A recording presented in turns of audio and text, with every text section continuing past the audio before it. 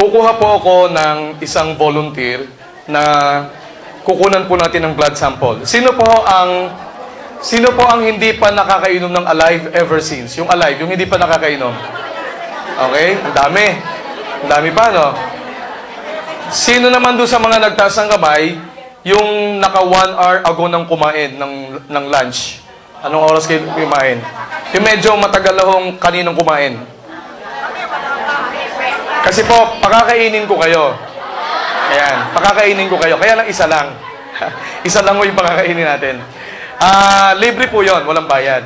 At isa pa, ang maganda doon, nakalibre kayo ng live blood analysis. Alam po ninyo ang live blood analysis, nakikita po ninyo dito yung talagang itsura agad ng dugo ninyo. Gusto ko pong patunayan sa inyo, hello, gusto ko pong patunayan sa inyo na lahat po na nagiging sakit natin nanggagaling sa pagkain natin. Naniniwala kayo? Sangayon po kayo sa sinabi ko? Bukod sa mga bakterya, mga viruses, karamihan po ng sakit natin dahil sa ating kinakain. At yun ang gusto kong patunayan ngayong araw na to. At malaki po ang maitutulong sa inyo ng Alive. Kaya po itong akin lang nire-recommend na food supplement. Okay. So, ang gagawin po natin, doon sa kung sino man yung volunteer natin, pakakainin ko siya ng mga pagkain na malimit natin kinakain.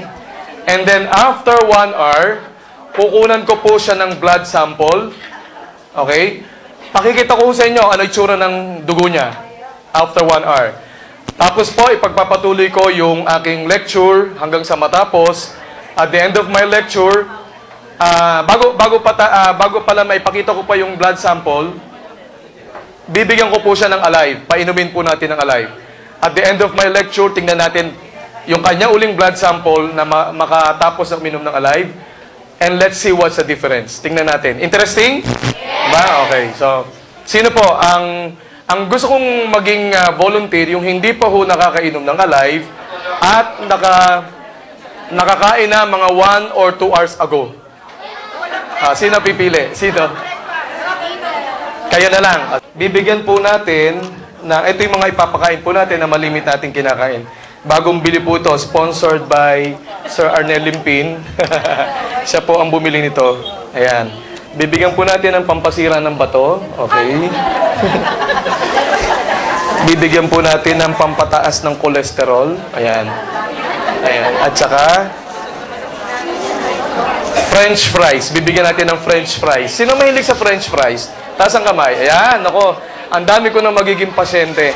Okay. Sige, mamaya ko sasabihin ano ang makukuha ninyo sa French fries.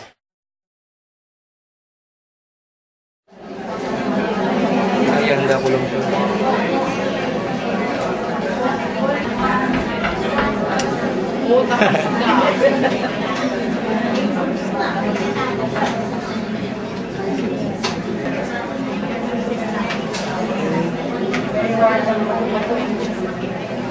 Hindi, ano wala.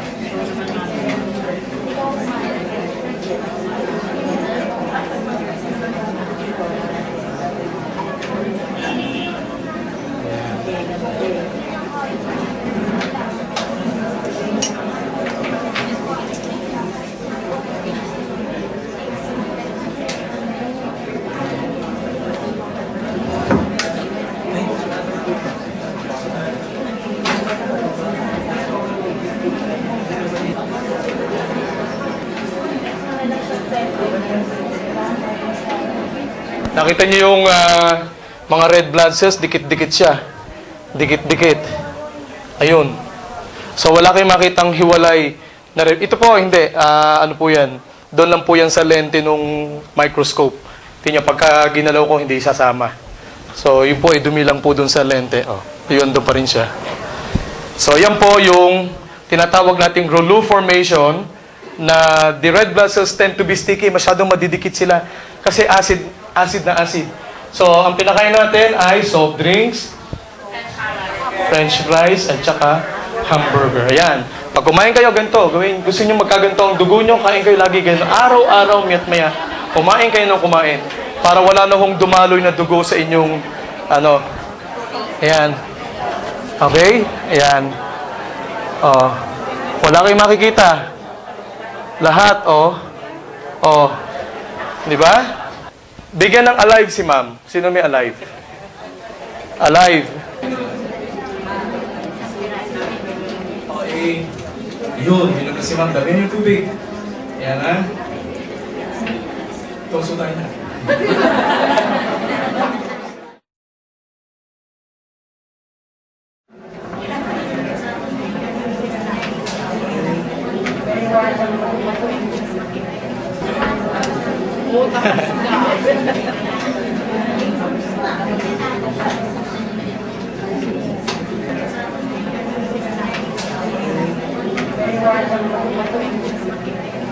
Hindi, ano wala.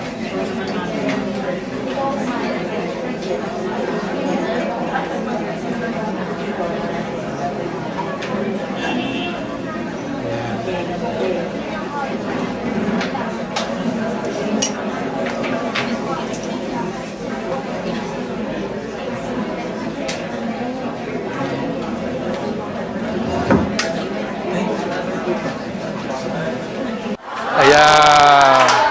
Hiwalay na po siya. See? Oh. Ayan. Kita nyo, buhay na buhay ang mga red blood cells niya. Hiwa-hiwalay na po. At malulusog na, masisigla na sila. Gumagalaw. Nagsuswim na po sila dun sa plasma ng pasyente. Kita po ninyo? Ayan. Ganyan dapat ang red blood cells nyo. Hindi lang yun ang makita ang pulang-pula kasi po gawa ng LCD natin, yung resolution. Pero pag makita nyo sa television ito, kung ang gagamitin natin television, kita nyo red na red yan. Pero you see, ang tsura, ayan, no? Ayan, gumagalaw pa sila, malusog, alive na alive. So, gamitin po ninyo ang alive. Yan po, 1 capsule lang yan. 1 capsule. What more if you take 1 to 3 capsules a day, you maintain, ang ganda po ng inyong red blood cells. Malusog na malusog sila. Kita niyo yung pagkakaiba kanina, dikit-dikit, di ba? O ngayon, hiwa-hiwalay na siya.